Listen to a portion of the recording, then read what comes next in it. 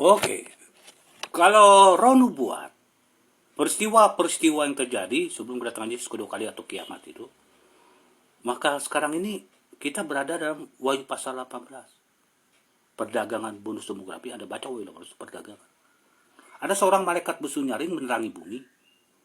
Nah, sudah Babel, kota besar itu, di tengahnya bersemi roh najis. Terus ilmu sihir ya itu tiga. Anda buka Alkitab untuk ngecek benar gak. Inilah sekarang terjadi. Makanya setiap isu-isu dongeng nubuatan palsu, politik, agenda global ini untuk pada nanti 2030 akan dibawa satu arah semuanya, dialihkan semuanya kekuasaan itu kepada satu arah, one world government, sadielo sistem. Maka surah nyaring inilah dinubuatkan oleh Tuhan untuk menjelaskan nubuatan yang benar di Alkitab. Maka selalu pakai dasar ayat ke ayat, di mana itulah Roh Kudus berhadap jadi kambing hitam dari semua isu kalian, saksi dan korban saya dalam gereja politik ilmu sihir untuk bayar utang sistem pajak gereja negara. Ini terjadi. Makanya nggak perlu curiga sama saya ketika saya ngomong tegas untuk menyelamatkan kalian dari ajaran sesat. Oke. Karena kalau kita lihat Wahyu 18 ini sama dengan Wahyu pasal 16. Ayat 13. Persekutuan tiga pihak ini mulut naga. Kita tahu naga iblis, mulut binatang, artinya ajaran, doktrin. Mulut nabi palsu dengan tiga roh najis, sama roh najis. Menyerupai kata. Kemudian dia menemui pemimpin-pemimpin dunia untuk menyiapkan hari perang Allah Maha Besar. Apa hari Allah Maha Besar? Ini bicara hari ibadah. Kenapa Allah berhenti pada hari ke-7 setelah 6 hari dia menciptakan? Kejadian Keluaran 20 ayat 10 sampai 11. Karena menunjukkan itu tanda bahwa dia sang pencipta, maka wajib disembah. Disinilah naga itu dan binatang itu ingin merombak hari ibadah itu.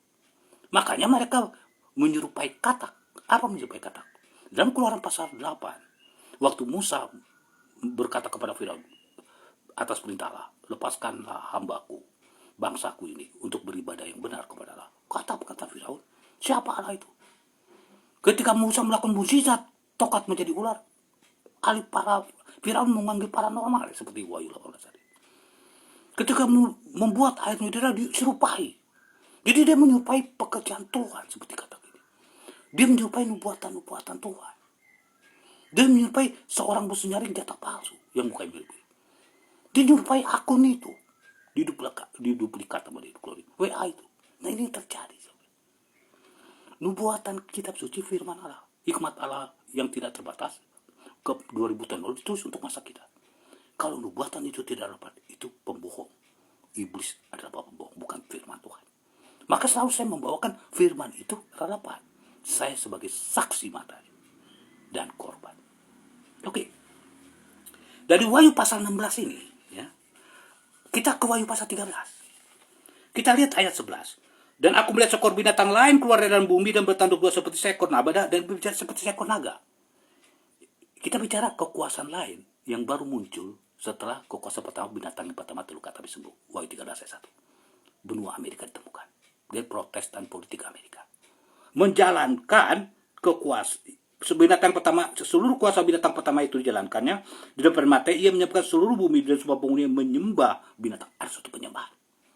Jadi kalau kita lihat Wahyu pasal 16, kenapa persekutuan tiga pihak menyerupai katak pekerjaan Tuhan ini menemui PBB 23 September nanti 2026 akan ada agenda global seperti yang sama karena bicara sistem pajak gereja negara atau krisis ekonomi dunia ini. Demo-demo lagi di sekolah, pokoknya tuntutan ekonomi lah di semua negara termasuk Indonesia. Siap-siap para pembantunya Prabowo untuk siapin ekonomi. Inti ekonomi apa? Anda kuat ekonomi nasional ya. Karena tekanan-tekanan global dengan licik ya kapitalis. Dengan isu-isu bohong. Kemarin perangnya hebat Israel tiba-tiba damai. Mungkin harus yang tadi bikin isu-isu itu lagi udah bencana-bencana. Nah itu nubuatan palsu nyatain. Ya, nah, gara-gara itu krisis ekonomi lagi. 2026 sampai 2030. Makanya hati-hati 2026. Diulang kayak kemarin, mungkin lebih fatal. Kalau nggak cerdas keras pemerintah sih. Tapi selama kalian seno sandelo dan selama ekonomi kalian stabil, selama itu percayalah, tidak ada yang bisa menggantikan kekuasaan tengah jalan. Wahyu pasal 13 ini, ya, binatang lain dan bumi menjalankan kekuasaan binatang pertama atau kekuasaan Roma untuk memaksa merubah hari Sabat, hari Allah yang Maha Besar itu, hari ketujuh, sang Khalik, menjadi hari Minggu untuk menyembah dirinya. Karena hari ibadah antikristus. Dan naga dalam Wahyu 13 ayat 1 dan 4, iblis ini yang memberi kekuasaan pada binatang bertelur 10. Iblis ini yang memberi kekuasaan pada kepausan ini. Mulut naga, mulut binatang, mulutnya palsu. Dan binatang lain dari bumi seperti domba. Matius 7 ayat 15. Waspada terhadap lebih palsu, protestan, murtad, nubuatan palsu. Disinilah Wahyu 13 ayat 11 dan 12. Dari Wahyu 18, Wahyu 16 kita lihat ke Wahyu 13 di PBB ini. Dan ada satu big pembicaraan 2 September itu yang ditutup publik, yang digencar-gencar dongeng Palestina Gaza kan. Itu aja omong kosong itu yang diomong. Yang perang udah gawat tiba-tiba bisa damai. Kan enak aja.